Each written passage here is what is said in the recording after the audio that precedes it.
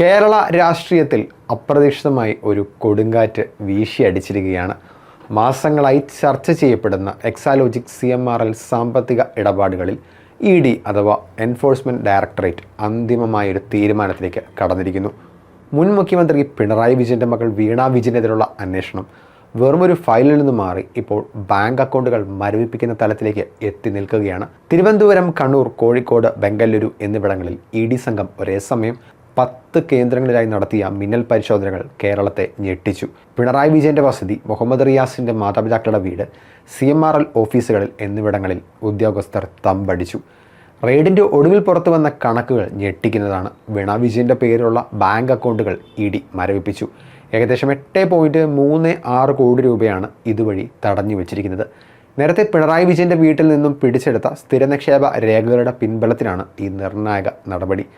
Exalogic solutions എന്ന കമ്പനിക്ക് CMRL എന്ന കമ്പനി സേവനങ്ങൾ നൽകാതെ വൻ തുക കൈമാറിയെന്നാണ് പ്രധാനപ്പെട്ട ആരോപണം.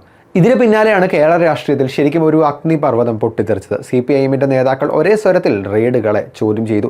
ED ഉദ്യോഗസ്ഥർക്ക് നേരെയുണ്ടായ ആക്രമണങ്ങളെ ന്യായീകരിച്ചു. നിയന്ത്രിക്കാനാവാത്ത ഒരു ചെറിയ പ്രതികരണം മാത്രമാണ് അവിടെ ഉണ്ടായത്. VD സതീശൻ കണ്ടോൺമെൻറ് ഹൗസ് ഒഴിയാത്തത് EDക്ക് സുഗമമായ വഴിയൊരുക്കാൻ വേണ്ടിയാണെന്നാണ് M സ്വരാജ് പറഞ്ഞത്. സ്വരാജ് അവിടം കൊണ്ടും നിർത്തിയില്ല, കുറച്ചധികം കാര്യങ്ങളോട് പറഞ്ഞിട്ടുണ്ട്. കേരളത്തിൻ്റെ മുഖ്യമന്ത്രി പിന്നെ എന്തേ ക്ലിഫ് ഹൗസിലേക്ക് താമസം മാറാത്തത്? അങ്ങനെ മാറിയാൽ കണ്ടോൺമെൻറ് ഹൗസ് ഒഴിയേണ്ടി വരും. അങ്ങനെ ഒഴിഞ്ഞാൽ പ്രതിപക്ഷ നേതാവിന് സ്വാഭാവികമായും കണ്ടോൺമെൻറ് ഹൗസ് അനുവദിക്കും. കണ്ടോൺമെൻറ് ഹൗസ് ഒഴിഞ്ഞു കൊടുക്കാതെ കുറച്ചുനാൾ കൂടി മാറി നിൽക്കുന്നു എന്ന അന്തരീക്ഷം സൃഷ്ടിച്ച് ഈ അന്വേഷണ ഏജൻസികൾക്ക് നാടകം കളിക്കാനുള്ള പ്രതീതി സൃഷ്ടിക്കാനുള്ള അവസരം ഉണ്ടാക്കി കൊടുക്കുകയാണ് VD സതീശൻ ചെയ്യുന്നത്. EDയെ ആരും ആക്രമിച്ചിട്ടില്ല. അക്രമം ഇങ്ങനെയല്ല ഞങ്ങൾ ചെയ്യുന്നത് എന്ന് മനസ്സിലാക്കണം. ഇതൊരു അക്രമമേ അല്ല. ഇതാണ് സ്വരാജ് പറഞ്ഞത്. ഇന്ദിരാഗാന്ധി കൊല്ലപ്പെട്ടപ്പോഴുള്ള ജനരോഷം ഓർമ്മിപ്പിച്ചുകൊണ്ട് EP ജയരാജൻ രംഗത്തെത്തി. ഇത് കോൺഗ്രസ് BJP ഡീലാണെന്ന് ആരോപിച്ച CN മോഹനൻ രാഹുൽ ഗാന്ധിയെയും പിണറായി വിജയനും തമ്മിൽ താരതമ്യം പോലും ചെയ്യാൻ പാടില്ല എന്ന് കടുപ്പിച്ചു പറഞ്ഞു. ED ഉദ്യോഗസ്ഥർക്ക് നേരെയുണ്ടായ പ്രതിഷേധങ്ങളെ സ്വാഭാവിക പ്രതികരണം എന്നാണ് V ശിവൻകുട്ടി വിശേഷിപ്പിച്ചത്. നിയമത്തിൻ്റെ കണ്ണുകൾക്ക് മുന്നിൽ വീണ വിജയൻ എന്ന പേര് ഇപ്പോൾ വലിയൊരു ചോദ്യചിഹ്നമായി മാറി നിൽക്കുകയാണ്. മറുവശത്ത് പ്രതിപക്ഷത്തിൻ്റെ ശക്തമായ വിമർശനങ്ങളും CPIMൻ്റെ പ്രതിരോധവും.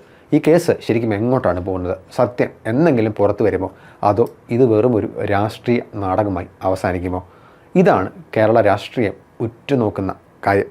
എന്തായാലും ഒരു കാര്യം പറഞ്ഞുകൊള്ളട്ടെ, ഈ ന്യായീകരണ രീതി ഇത് CPIMൻ്റെ ഒരു വലിയ പ്രത്യേകതയാണ്. ഇപ്പോൾ തെരഞ്ഞെടുപ്പ് തോൽവിയൊക്കെ വന്ന് ആകെ ഒന്നും പറയാൻ പറ്റാതെ നിൽക്കുന്ന അവസ്ഥയാണ്. അതിനിടയ്ക്ക് കിട്ടിയൊരു കച്ചിത്തിരുമ്പ് തന്നെയാണ് CPIMന് ഈ റെയ്ഡും അതിനെ ചൊല്ലിയുള്ള മറ്റ് പ്രശ്നങ്ങളും. കുറച്ചുനാൾ ഇതിട്ടൊന്ന് കൊഴുപ്പിക്കുക എന്നുള്ളതാണ് നിലവിൽ CPIMൻ്റെ നേതാക്കളുടെ പ്രധാന ഹോബി.